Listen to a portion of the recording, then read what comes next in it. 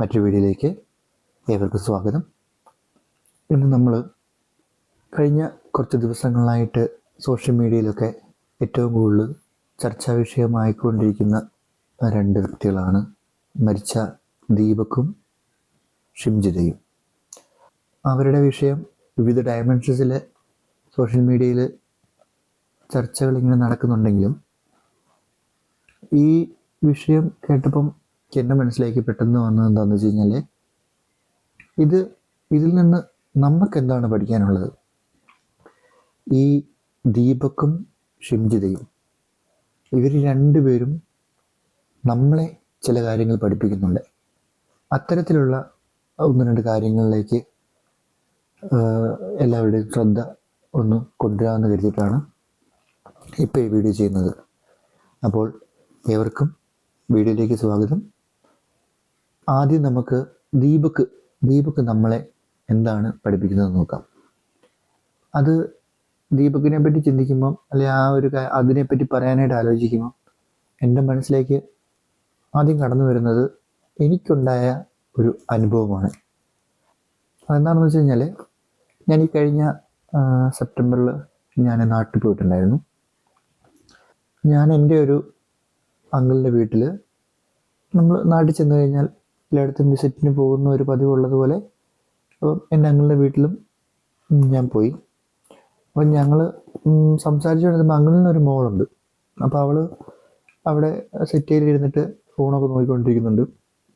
അപ്പം ഞാൻ വെറുതെ ഇങ്ങനെ, അപ്പോൾ അവളെൻ്റെ കസിനാണ്, ചെറിയ കുട്ടിയാണ്, പക്ഷേ എൻ്റെ കസിനാണ്. അപ്പം ഞാൻ വെറുതെ ഇങ്ങനെ കാഷ്വലായിട്ട് ചോദിച്ചു, അവളിപ്പം 9-ലോ 10-ലോ അങ്ങനെ +1-ലോ അങ്ങനെ എന്തോ ആണ് പഠിക്കുന്നത്. അപ്പം ഞാൻ ഇവളൊന്നും പഠിക്കുന്നൊന്നുമില്ല, ഇവളിങ്ങനെ ഇപ്പോഴും ഫോൺ കൊണ്ടിരിക്കുകയാണെന്ന രീതിയിൽ ഞാനൊരു ക്വസ്റ്റ്യൻ ചോദിച്ചു, അങ്കിളിനോട് ചോദിച്ചു. അപ്പം അങ്കിളും ആൻറ്റിയും കൂടെ, അപ്പം ആൻറ്റി എന്നോട് പറഞ്ഞു, ഇവള് ഒരു വക പഠിക്കത്തില്ല, ഏത് നേരം ഫോൺ തോണ്ടിക്കൊണ്ടിരിക്കുകയാണ് എന്നുള്ള രീതിയിൽ അവളെ കുറ്റപ്പെടുത്തിക്കൊണ്ട് എന്നോട് സംസാരിച്ചു. അപ്പം ഇവളെന്നെ ഇങ്ങനെ ഒന്ന് ഫോൺ ഇങ്ങനെ കൈ പിടിച്ചുകൊണ്ട് തന്നെ ഇവളെന്നെ ഇങ്ങനെ നോക്കിയിട്ട് എന്നോട് പറഞ്ഞു, ഗതികേടുകാരൻ പാഷനേറ്റിനെ കുറ്റപ്പെടുത്താൻ പാടില്ലെന്ന് തോന്നുന്നു. അപ്പോൾ എനിക്ക് ആദ്യം അത് അങ്ങോട്ട് മനസ്സിലായില്ല, ഇവളെന്താ ഈ പറഞ്ഞത്. എന്നിട്ട് ഇവള് വീണ്ടും ഫോണിലേക്ക് എന്നെ നോക്കി. അപ്പം ഞാൻ ചോദിച്ചു, നീ എന്താ ഉദ്ദേശിച്ചതെന്ന് ചോദിച്ചു. അപ്പോൾ ഇവള് പറഞ്ഞു, വീണ്ടും എൻ്റെ മുഖത്തോട് നോക്കിയിട്ട് വീണ്ടും ഇത് തന്നെ പറഞ്ഞു, ഗതികേടുകാരൻ പാഷനേറ്റിനെ കുറ്റപ്പെടുത്തരുത്. അപ്പം ഞാൻ അവളെ വിളിച്ചു ചോദിച്ചു, നീ എന്താടി പറഞ്ഞത്, എനിക്കത് മനസ്സിലായില്ല, നീ എന്താ പറഞ്ഞു ചോദിച്ചപ്പോൾ അവളെന്നോട് പറഞ്ഞതെന്ന് വെച്ചാൽ, ചേട്ടായി ഞങ്ങളെ കുറ്റപ്പെടുത്തുമ്പം, ഞങ്ങൾ ഫോണിൽ നോക്കുന്നു കുറ്റപ്പെടുത്തുമ്പം സ്വയം ഒന്ന് നോക്കണം. നിങ്ങൾ ഈ വലിയ ഫോൺ കൈ പിടിച്ചുകൊണ്ട് നടക്കുമ്പം നിങ്ങളെ സംബന്ധിച്ച് ആ ഫോണെ അടച്ചു കയറ്റിയെന്നോ അല്ലെങ്കിൽ വെറ്റിലെ ചുണ്ണാമ്പ് തേക്കുന്നതെന്നോ അങ്ങനെ പല ഇതിൽ നിങ്ങൾ ഈ ഫോണിനെ അഭിസംബോധന ചെയ്യും. നിങ്ങൾ ഈ ഫോൺ കൊണ്ടു നടക്കുന്നത് നിങ്ങൾക്ക് ആ ഫോണിനോട് അത്ര വലിയ ഇഷ്ടമൊന്നും ഉള്ളത് കൊണ്ടൊന്നുമല്ല. നിങ്ങൾക്കറിയാം ഈ ഫോൺ ഉപയോഗിച്ചില്ലെങ്കിൽ നിങ്ങൾക്ക് നിങ്ങളുടെ നിലനിൽപ്പിനെ ബാധിക്കും എന്നുള്ള ഇതുകൊണ്ടാണ് നിങ്ങളിത് ഉപയോഗിക്കുന്നത്. പക്ഷെ ഞങ്ങൾ അങ്ങനെയല്ല, ഞങ്ങൾ ജനിച്ച അന്ന് തൊട്ട് ഈ ഫോൺ ഇവിടെ ഉണ്ട്. സോ ഞങ്ങളുടെ ജീവിതത്തിൻ്റെ ഒരു ഭാഗമാണ് ഈ ഫോൺ. അപ്പം ഞങ്ങൾക്ക് ഈ ഫോൺ ഇല്ലാതെ പറ്റത്തില്ല. അവളങ്ങനെ സിമ്പിളായിട്ട് അവളുടെ കാര്യം പറഞ്ഞിട്ട് അവൾ അങ്ങനെ ഫോണിൽ നോക്കിയിരുന്നു. അവർ അങ്കിളിനെ ആൻറ്റിയെ നോക്കി. ഞാനൊന്ന് ചിരിച്ചിട്ട് ഞാൻ പിന്നെ അവളെ ശ്രദ്ധിക്കാൻ പോയില്ല. കാരണം നമ്മൾ ഭാഗത്തോട്ട് ഇടപെടുന്നത് അപകടമാണെന്ന് തോന്നിയത് കൊണ്ട് ഞാൻ പിന്നെ ആ ഭാഗത്തോട്ട് ശ്രദ്ധിക്കാൻ പോയില്ല. പക്ഷെ പിന്നീട് ഞാൻ സ്വയം മനസ്സിലാക്കി, അവൾ സ്വന്തമായിട്ട് പറഞ്ഞൊന്നുമല്ല, അവളും അത് സോഷ്യൽ മീഡിയയിൽ നിന്ന് ചുരണ്ടിയത് തന്നെയാണെന്ന്. പക്ഷെ എനിക്ക് പിന്നീട് അത് മനസ്സിലായി. പക്ഷെ അവളുടെ ആ മറുപടി എന്നെ ചിന്തിപ്പിച്ചു. അത് വേറൊന്നുമല്ല, ആ കുട്ടികൾക്ക് വ്യക്തമായ ധാരണയുണ്ട് നമ്മളൊക്കെ ഈ ഫോൺ ഉപയോഗിക്കുന്നത് ഗതികേട് കൊണ്ടാണെന്നുള്ളതിനെ പറ്റി കുട്ടികൾക്ക് വ്യക്തമായ ധാരണയുണ്ട്. കാരണം എന്താ, എൻ്റെ ഫോണിൽ ഞാൻ ഇൻസ്റ്റാഗ്രാം ഇൻസ്റ്റാൾ ചെയ്തിട്ടുണ്ട്, അല്ലെങ്കിൽ വാട്സപ്പ് ഉണ്ട്, അല്ലെങ്കിൽ ഒരുപാട് ആപ്ലിക്കേഷനുകൾ, എല്ലാ ആപ്ലിക്കേഷനും സോഷ്യൽ മീഡിയ ആപ്ലിക്കേഷനുകളാണെങ്കിലും ഒക്കെ ഞാൻ ഇൻസ്റ്റാൾ ചെയ്തിട്ടുണ്ട്. അപ്പോൾ ഇതൊന്നും ഞാൻ കൃത്യമായിട്ട് ഉപയോഗിക്കുന്നില്ല. എല്ലാത്തിനകത്തും മറ്റാരെങ്കിലും ഇടുന്ന വീഡിയോസ് ഒക്കെ സ്ക്രോൾ ചെയ്ത് നോക്കുക, അല്ലെങ്കിൽ അങ്ങനെ ആ ഒരു ജസ്റ്റ് ഒരു പാസീവ് മെമ്പറായിട്ടാണ് ഞാൻ ഈ സോഷ്യൽ മീഡിയ ഉപയോഗിച്ചുകൊണ്ടിരുന്നത്. ഒരിക്കലും ഒരു ആക്റ്റീവ് മെമ്പർ ആയിരുന്നില്ല. അപ്പോൾ ജസ്റ്റ് സ്ക്രോളിങ് മാത്രമേ നമ്മുടെ പണിയുള്ളൂ. അവൾ എന്നെ വളരെ ചിന്തിപ്പിച്ചു. അതുപോലെ തന്നെ അവരുപയോഗിക്കുന്ന പല ഈ പിന്നെ ബിംബിള് അങ്ങനെ കുറേ ഡേറ്റിംഗ് ആപ്പുകളും അതുപോലെ ഇതിനകത്തുള്ള ഗെയിമുകളും കാര്യങ്ങളും ഇതൊന്നും നമ്മൾ ഇതുവരെ ടാബാകത്തോടെ തന്നെ നമ്മൾ ടച്ച് ചെയ്യുന്ന പോലില്ല. ഇതെല്ലാം ഏറ്റവും നെസസറി ആയിട്ട്. പിന്നെ ഈ ബാങ്കിൻ്റെ കാര്യങ്ങളൊക്കെ നമുക്ക് ഫോണിൽ കൂടെ ഒക്കെ പറ്റുള്ളൂ. സ്മാർട്ട് ഫോൺ ഇല്ലാതെ നമുക്ക് ഈവൻ എയർപോർട്ടിൽ പോലും പല കാര്യങ്ങളും ചെയ്യാൻ പറ്റില്ല. ഇങ്ങനെ പല പ്രശ്നങ്ങളും നമ്മളെ സംബന്ധിച്ച് നമുക്ക് നമ്മുടെ ജീവിതത്തിലെ പല കാര്യങ്ങളും ചെയ്യണമെന്നുണ്ടെങ്കിൽ നമുക്ക് ഇതില്ലാതെ പറ്റാത്ത ഒരു സാഹചര്യം ഉള്ളത് കൊണ്ടാണ് നമ്മളെപ്പോലുള്ളവർ ഈ ഫോൺ ഉപയോഗിക്കുന്നത്. അതേസമയം ഈ കുട്ടികൾ അങ്ങനെയല്ല. ആ കുട്ടികൾ അതിനകത്ത് പുതിയ പുതിയ എന്തൊക്കെ വരുന്നുണ്ട് അതിനെപ്പറ്റി റിസർച്ച് ചെയ്ത് അവരത് വളരെ പാഷനേറ്റ് ആയിട്ട് അവരതിനകത്ത് അത്രത്തോളം താല്പര്യത്തോടെയാണ് ഈ ഒരു കാര്യം ഈ സാധനം ഉപയോഗിക്കുന്നത് എന്നുള്ളതാണ് അവൾ പറഞ്ഞു വെച്ചത്. അപ്പോൾ അവൾ പറഞ്ഞത് ഒരു കണക്കിന് ശരിയല്ലേ. ഞാൻ അപ്പോൾ അങ്ങനെ ഒരു കാര്യം അവളുടെ ഭാഗത്തുനിന്ന് കേട്ടപ്പം എനിക്ക് അപ്പം അത് ഞാൻ ഈ ദീപക്കിൻ്റെ സംഭവമായിട്ട് ഞാനൊന്ന് കണക്ട് ചെയ്യാൻ വേണ്ടി ശ്രമിക്കുകയാണ്. നമ്മളൊരു 90 അല്ലെങ്കിൽ 90s കിഡ്സ് എന്നൊക്കെ പറയുന്ന ആ ഒരു വിഭാഗം ആളുകൾക്ക് ശരിക്കും ഇതിനകത്ത് ഒളിഞ്ഞിരിക്കുന്ന അപകടങ്ങളെ പറ്റി വ്യക്തമായ ധാരണയില്ല. അല്ല ഇതിൻ്റെ അപകടത്തിൻ്റെ ഇൻറ്റൻസിറ്റി എന്താണ്, ഒരു സോഷ്യൽ മീഡിയ ശരിക്കും നമുക്ക് ഈ പറഞ്ഞതുപോലെ നമ്മൾ ഗതികേട് കൊണ്ട് ഉപയോഗിക്കുന്നവരായതുകൊണ്ട് നമ്മൾ അതിനകത്ത് വലിയ റിസർച്ച് ചെയ്യുന്നില്ല. യഥാർത്ഥത്തിൽ നമ്മൾ മനസ്സിലാക്കേണ്ട കാര്യം ഇത്രേ ഉള്ളൂ, ഈ സോഷ്യൽ മീഡിയയ്ക്കൊന്നും നമ്മുടെ ജീവിതത്തിലേക്ക് കടന്നു വന്ന് പ്രത്യേകിച്ച് ഒരു ഇൻഫ്ലുവൻസും ഉണ്ടാക്കാൻ കഴിയില്ല എന്നുള്ളൊരു ബോധ്യം നമുക്കുണ്ടായിരിക്കണം. അത് നമുക്കിപ്പം നമ്മളെ ഇത്രയും പ്രായ ആൾക്കാർ അത് എങ്ങനെ എഡ്യൂക്കേറ്റ് ചെയ്യാൻ പറ്റുമോ എന്നുള്ളതിനെ പറ്റി അറിയില്ല. പക്ഷെ ഇതിനൊക്കെ നമ്മുടെ ഈ മഴ പെയ്യുന്നതിന് തൊട്ട് മുമ്പ് പൊങ്ങി വരുന്ന ഈയാമ്പാറ്റയുടെ അത്ര ആയുസേ ഉള്ളൂ ഈ സോഷ്യൽ മീഡിയയിൽ ഉണ്ടായി വരുന്ന ഇത്തരത്തിലുള്ള അപവാദങ്ങൾക്ക്.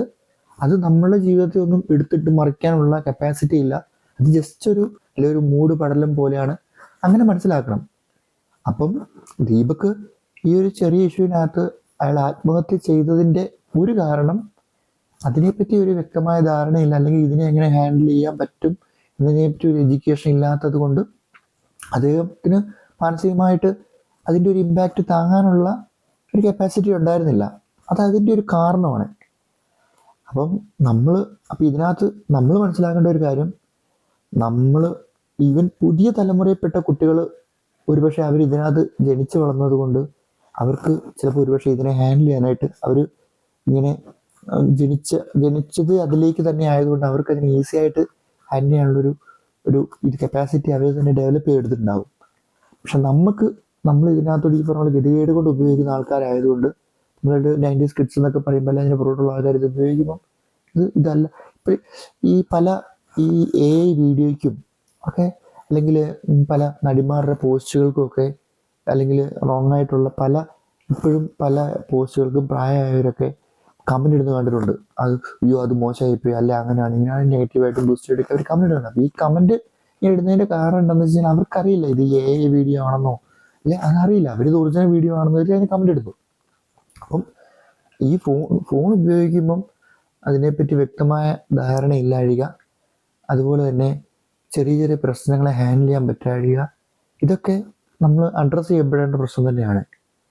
അതുപോലെ തന്നെ അതിൻ്റെ കൂടെ തന്നെ നമ്മുടെ കുട്ടികളുടെ കാര്യത്തിൽ നമ്മളൊരു ശ്രദ്ധ വേണം. അതെന്താണെന്ന് വെച്ച് കഴിഞ്ഞാൽ വേറൊന്നുമല്ല, നമ്മുടെ കുട്ടികൾ അവർക്കും ജീവിതത്തിൽ പ്രശ്നങ്ങൾ ഹാൻഡിൽ ചെയ്യാനും അതിനെ അഭിമുഖീകരിക്കാനും ഒക്കെയുള്ള കപ്പാസിറ്റി ഉണ്ട് എന്നുള്ളത് ഉറപ്പുവരുത്തുക എന്നുള്ളത് നമ്മുടെ ഉത്തരവാദിത്വമാണ്.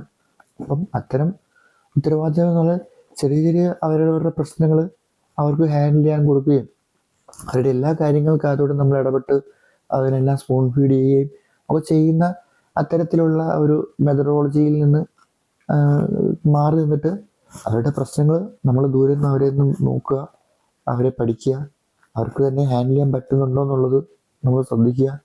ഒരു ഘട്ടത്തിൽ അവർക്കത് പറ്റുന്നില്ല എന്ന് തോന്നുമ്പം നമ്മൾ ഇടപെടുക, അങ്ങനെയൊക്കെ ചെയ്യുക എന്നുള്ളത് ഇന്നത്തെ ഒരു സമൂഹത്തിൽ അതൊക്കെ വളരെ അനിവാര്യമായ കാര്യമാണെന്ന് എനിക്ക് തോന്നുന്നു.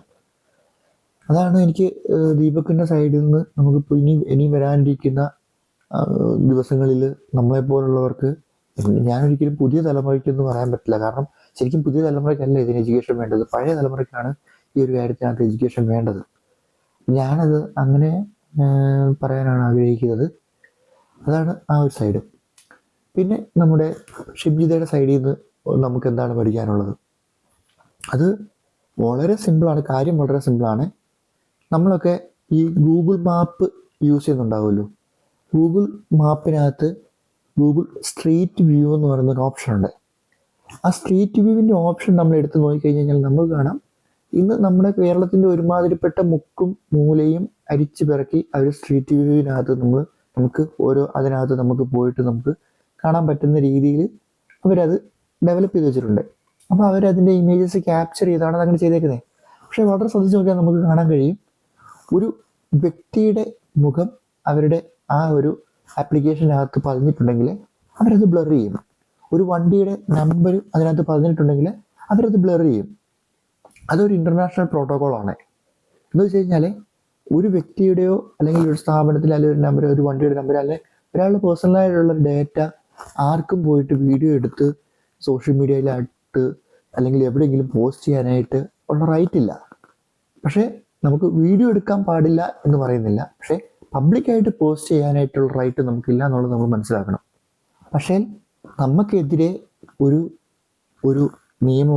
ഉദ്യോഗസ്ഥരുടെ സൈഡിൽ നിന്നോ അല്ലെങ്കിൽ മറ്റുള്ളവരുടെ സൈഡിൽ നിന്നോ നമുക്ക് ഒരു ബുദ്ധിമുട്ടുണ്ടായാലേ അത് നമുക്ക് വീഡിയോ എടുക്കാം, നമുക്കത് എവിഡൻസ് ആയിട്ട് വെക്കാം. ഇപ്പം നിലവിൽ കേരളത്തിൽ അങ്ങനെ വീഡിയോ എടുക്കുന്നതിന് ഒരു പ്രശ്നമില്ല, നമുക്കത് എവിഡൻസ് ആയിട്ട് വയ്ക്കാം. പക്ഷേ ഇനിയുള്ള നമ്മൾ വ്ളോഗ്, എനിക്ക് പറയാനുള്ളത് ഈ സോഷ്യൽ മീഡിയയിലൊക്കെ ഈ വ്ളോഗ് ചെയ്യുന്ന ആൾക്കാരോടൊക്കെയാണ് എനിക്ക് പ്രത്യേകം. അതെന്താണെന്ന് വെച്ചാൽ വേറൊന്നുമല്ല, അവനവൻ്റെ ഫേസ് കാണിക്കുന്നതും മറ്റുള്ളവരുടെ ഫേസ് കാണിക്കാതിരിക്കാൻ ശ്രദ്ധിക്കുക, അത് മാക്സിമം ശ്രമിക്കുക.